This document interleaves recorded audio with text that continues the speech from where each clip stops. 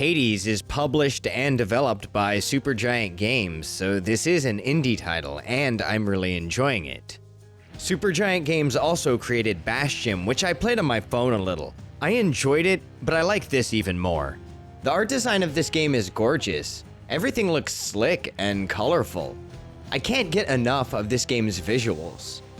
For me, it also has the built-in advantage of being based on Greek mythology, whose characters I have an interest in. The gameplay is fast, incredibly fast. It might appear confusing or difficult, but the controls are smooth and intuitive. The music is some quality hard rock with eerie synth elements and rocking bass solos. Sometimes I just sit and listen to bass solos instead of actually playing the game.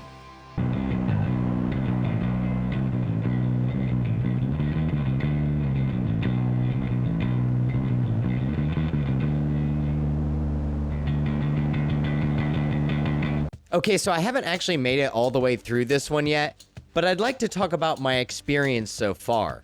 This is the first roguelike game I've played with the awareness of what a roguelike game is. I did play Konami's As Your Dreams in 1998, though I had no idea until now that it was considered roguelike.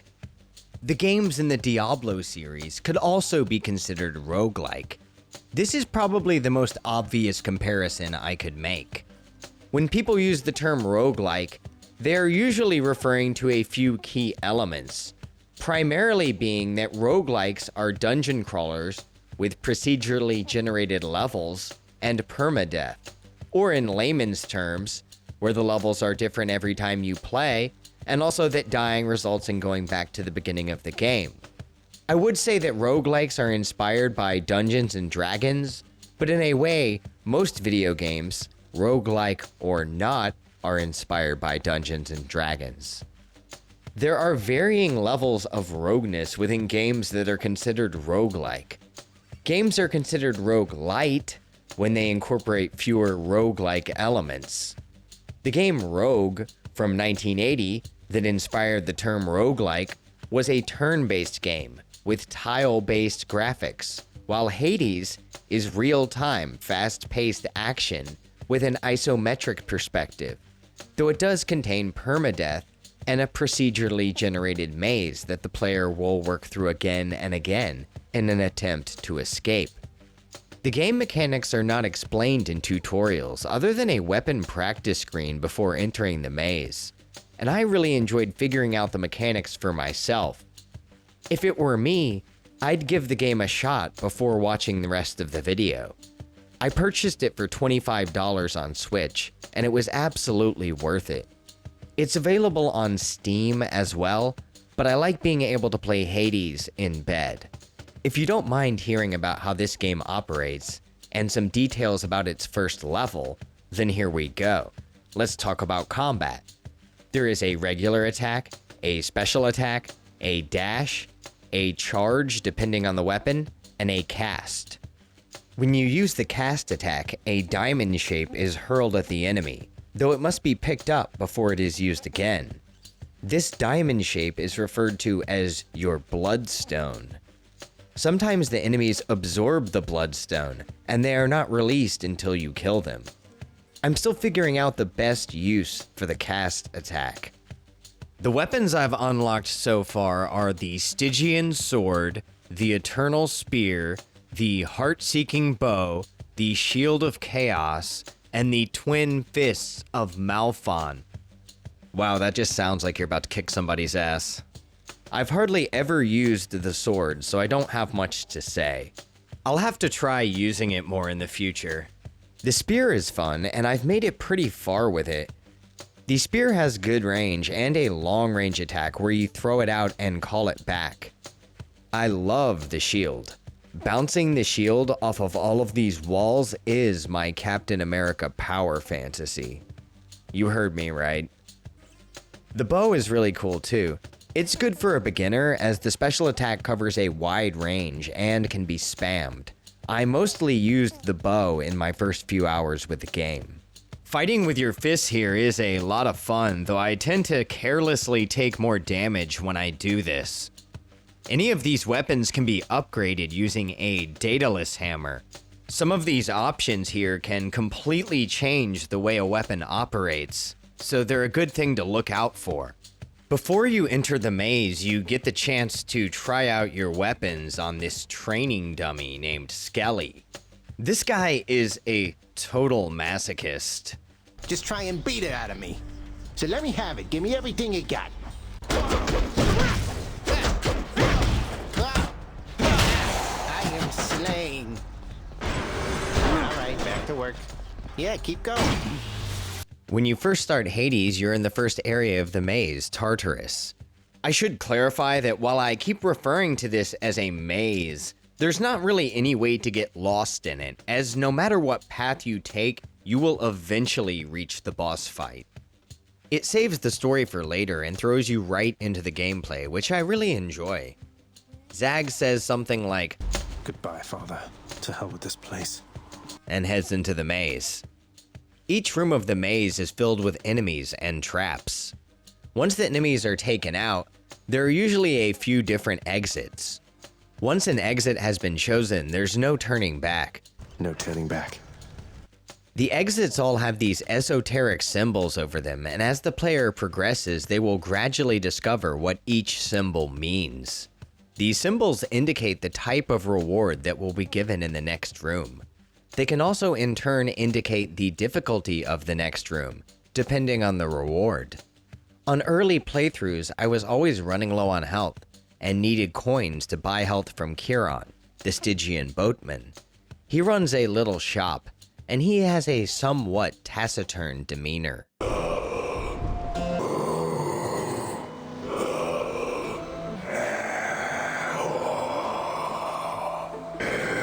The items in Chiron's shop are randomly selected, and there's not always a healing item. It's also pointless visiting him if you don't have at least 50 coins. These wells also serve as item shops, and they're sometimes easy to miss. The infernal troves provide a reward if you complete a challenge, but you do risk losing a lot of health here. Tartarus contains an area where Sisyphus is hanging out. He's the guy who has to push a boulder up a hill for all eternity, but he's surprisingly chill. He affectionately refers to his boulder as Boldy. He always gives you a choice of health, money, or darkness.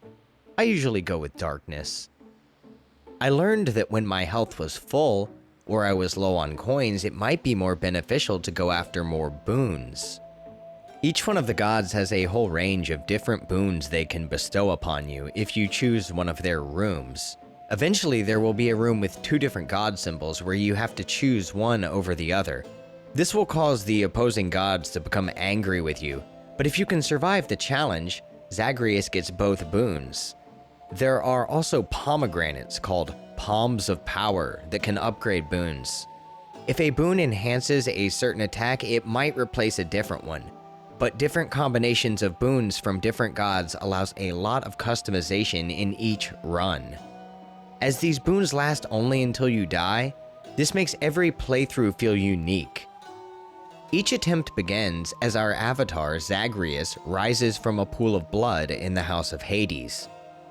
The first person you usually see is Hypnos, who will make a different comment every time depending on how you were killed.